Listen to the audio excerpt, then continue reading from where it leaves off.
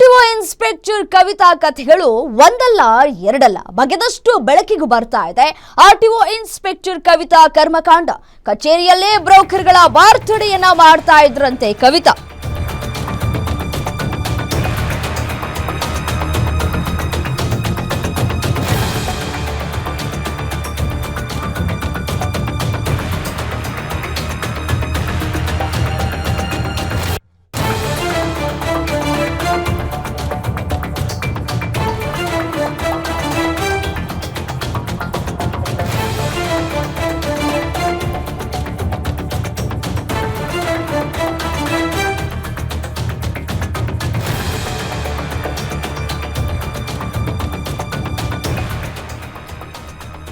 ಕಚೇರಿಯಲ್ಲೇ ಬ್ರೋಕರ್ಗಳ ಬರ್ತ್ಡೇಯನ್ನ ಮಾಡ್ತಾ ಇದ್ರಂತೆ ಕವಿತಾ ಅವರು. ನೆಲಮಂಗಲ ಆರ್ಟಿಒ ಕಚೇರಿಯಲ್ಲಿ ಪ್ರೊಬೇಷನರಿ ಇನ್ಸ್ಪೆಕ್ಟರ್ ಆಗಿರುವಂತಹ ಕವಿತಾ ಬ್ರೋಕರ್ನ ಬರ್ತ್ಡೇ ಕುರಿತು ನಿಮ್ಮ ಗ್ಯಾರಂಟಿ ನ್ಯೂಸ್ ಸುದ್ದಿ ಬ್ರೇಕ್ ಮಾಡಿತ್ತು.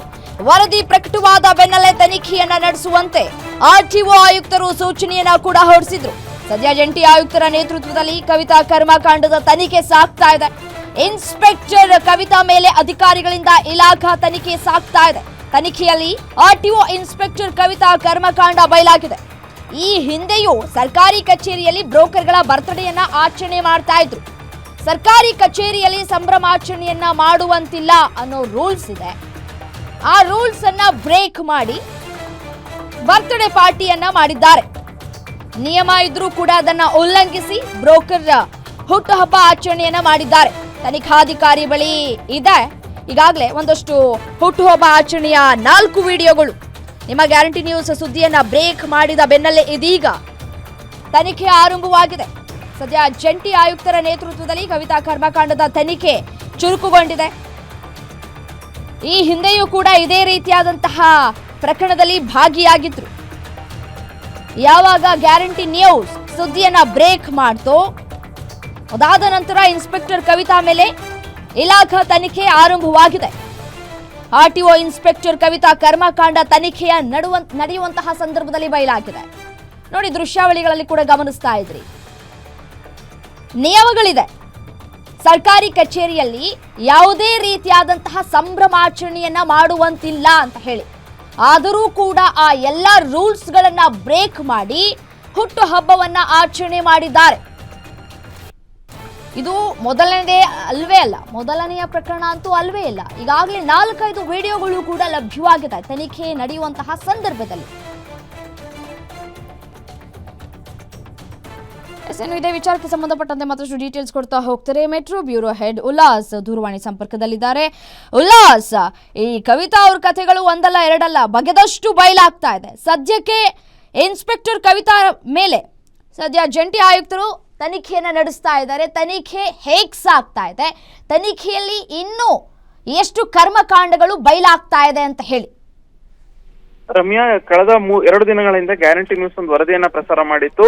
ಸರ್ಕಾರಿ ಕಚೇರಿಗಳಲ್ಲಿ ಸಂಭ್ರಮಾಚರಣೆಯನ್ನ ಮಾಡಬಾರದು ಅನ್ನುವಂತಹ ನಿಯಮ ಇದ್ರೂ ಕೂಡ ಪ್ರೊಬೇಷನರಿ ಆರ್ಟಿಒ ಇನ್ಸ್ಪೆಕ್ಟರ್ ಆಗಿರುವಂತಹ ಕವಿತಾ ಅವರು ಅವರ ಕಚೇರಿಯಲ್ಲಿ ಅಂದ್ರೆ ಅವರ ಚೇಂಬರ್ ನಲ್ಲೇನೆ ಬ್ರೋಕರ್ ಅವರ ಹುಟ್ಟುಹಬ್ಬವನ್ನು ಆಚರಿಸಿಕೊಳ್ಳುವಂತ ಕೆಲಸವನ್ನ ಮಾಡಿದ್ರು. ಯಾವಾಗ ಈ ಒಂದು ವರದಿ ಗ್ಯಾರಂಟಿ ನ್ಯೂಸ್ ಪ್ರಸಾರ ಮಾಡ್ತೋ ತಕ್ಷಣನೇ ಸಾರಿಗೆ ಇಲಾಖೆ ಆಯುಕ್ತರು ಒಂದು ಇಲಾಖಾ ತನಿಖೆಯನ್ನ ನಡೆಸಲಿಕ್ಕೆ ಮುಂದಾಗಿತ್ತು. ಜೊತೆಗೆ ಜಂಟಿ ಸಾರಿಗೆ ಆಯುಕ್ತರ ನೇತೃತ್ವದಲ್ಲಿ ತನಿಖೆಯನ್ನು ಕೂಡ ಇಲಾಖಾ ತನಿಖೆಯನ್ನ ನಡೆಸುವಂತ ಕೆಲಸ ಮಾಡ್ತಾ ಇದೆ. ಆದ್ರೆ ಈಗ ತನಿಖೆಯಲ್ಲಿ ಬಯಲಾಗ್ತಾ ಇರುವಂತಹ ಮತ್ತಷ್ಟು ವಿಚಾರಗಳು ಏನು ಅಂತಂದ್ರೆ, ಕವಿತಾ ಅವರು ಇದು ಮೊದಲಲ್ಲ, ಈ ಹಿಂದೆನೂ ಕೂಡ ಬ್ರೋಕರ್ಗಳ ಹುಟ್ಟುಹಬ್ಬವನ್ನ ರಾಜಾರೋಷವಾಗಿ ಕಚೇರಿಯಲ್ಲೇನೆ ಮಾಡಿದ್ರು ಅನ್ನುವಂತಹ ಒಂದು ಮಾಹಿತಿಯನ್ನು ಕೂಡ ಸಿಗ್ತಾ ಇರುವಂತದ್ದು. ಮೂಲಗಳ ಪ್ರಕಾರ ಸುಮಾರು 4ರಿಂದ 5 ಬಾರಿ 5 ಜನ ಬ್ರೋಕರ್ಗಳ ಹುಟ್ಟುಹಬ್ಬವನ್ನ ಅವರು ಕಚೇರಿಯಲ್ಲೇನೆ ಆಚರಿಸಿದ್ದಾರೆ ಅನ್ನುವಂಥದ್ದು ಸ್ಪಷ್ಟವಾಗಿ ಗೊತ್ತಾಗ್ತದೆ. ಈ ಕುರಿತಂತೆ ಸಾಕ್ಷಿಗಳು ಕೂಡ ತನಿಖಾಧಿಕಾರಿಗಳ ಕೈಗೆ ಸಿಕ್ಕಿರುವಂತದ್ದು. ಸಾಕ್ಷಿ ಅಂತಂದ್ರೆ ಅವರು ಕಚೇರಿಯಲ್ಲಿ ಸಂಭ್ರಮಾಚರಣೆಯನ್ನ ಮಾಡಿರುವಂತದ್ದಾಗಿರ್ಬೋದು, ಬ್ರೋಕರ್ಗಳ ಹುಟ್ಟುಹಬ್ಬವನ್ನು ಆಚರಣೆ ಮಾಡಿರುವಂತದ್ದಾಗಿರ್ಬೋದು, ಎಲ್ಲವೂ ಕೂಡ ವಿಡಿಯೋಗಳು ತನಿಖಾಧಿಕಾರಿಗೆ ಕೈಗೆ ಸಿಕ್ಕಿದೆ ಅನ್ನುವಂಥದ್ದು ಸ್ಪಷ್ಟವಾಗಿ ಗೊತ್ತಾಗ್ತದೆ. ಹೀಗಾಗಿ ಸ್ವತಃ ಇಲಾಖೆ ಅಂದ್ರೆ ತನಿಖೆ ನಡೆಸ್ತಾ ಇರುವಂತಹ ಅಧಿಕಾರಿ ಆರ್ಟಿಒ ಇನ್ಸ್ಪೆಕ್ಟರ್ ಆಗಿರುವಂತಹ ಕವಿತಾ ಅವರನ್ನ ಕರೆಸ್ಬಿಟ್ಟು ಈ ಬಗ್ಗೆ ಸ್ಪಷ್ಟೀಕರಣ ಕೇಳಬೇಕು ಅನ್ನುವಂತಹ ಒಂದು ನಿರ್ಧಾರಕ್ಕೆ ಬಂದಿದ್ದಾರೆ. ಈ ಹಿಂದೆ ಸಕಲೇಶ್ಪುರ ಆರ್ಟಿಒ ಕಚೇರಿಯಲ್ಲಿ ಈ ರೀತಿ ಬ್ರೋಕರ್ಗಳ ಹುಟ್ಟುಹಬ್ಬವನ್ನು ಆಚರಣೆ ಮಾಡಿರುವಂತಹ ವಿಚಾರಕ್ಕೆ ಸಂಬಂಧಪಟ್ಟಂತೆ 3 ಅಧಿಕಾರಿಗಳನ್ನ ಸಾರಿಗೆ ಇಲಾಖೆ ಆಯುಕ್ತರು ವಜಾ ಮಾಡುವಂತ ಕೆಲಸವನ್ನ ಮಾಡಿದ್ರು. ಇದೀಗ ಕವಿತಾ ವಿರುದ್ಧನೂ ಕೂಡ ಇದೇ ರೀತಿಯಾದಂತಹ ಕ್ರಮ ಆಗುತ್ತಾ ಅನ್ನುವಂಥದ್ದನ್ನ ಕಾದ್ ನೋಡ್ಬೇಕಾಗುತ್ತೆ. ಯಾಕೆಂತಂದ್ರೆ ತನಿಖಾಧಿಕಾರಿನೇ ಸ್ವತಃ ಹೇಳಿರುವಂತೆ ಮೊನ್ನೆ ನಡೆದಂತ ಅಂದ್ರೆ ಈ ಗ್ಯಾರಂಟಿ ನ್ಯೂಸ್ ವರದಿ ಪ್ರಸಾರ ಏನ್ ಮಾಡಿತ್ತಲ್ಲ, ಇದು ಅವರ ಕಚೇರಿಯಲ್ಲೇನೆ ಹುಟ್ಟುಹಬ್ಬವನ್ನು ಆಚರಣೆ ಮಾಡಿರುವಂತ ಅನ್ನುವಂಥದ್ದು ಸ್ಪಷ್ಟವಾಗಿ ಗೊತ್ತಾಗ್ತಾ ಇದೆ. ಇದ್ರ ಜೊತೆಗೆ ಇನ್ನೊಂದಷ್ಟು ವಿಡಿಯೋಗಳು ಕೂಡ ಇರೋದ್ರಿಂದ ಅವರ ವಿರುದ್ಧ ಕಠಿಣವಾದಂತಹ ಅಂದ್ರೆ ವಜಾ ಮಾಡುವಂತಹ ನಿಟ್ಟಿನಲ್ಲಿ ವರದಿ ಸಿದ್ಧ ಆಗುತ್ತೆ ಅನ್ನುವಂತಹ ಒಂದು ಮಾಹಿತಿನೂ ಕೂಡ ಸಿಗ್ತಾ ಇರುವಂತದ್ದು ರಮ್ಯಾ.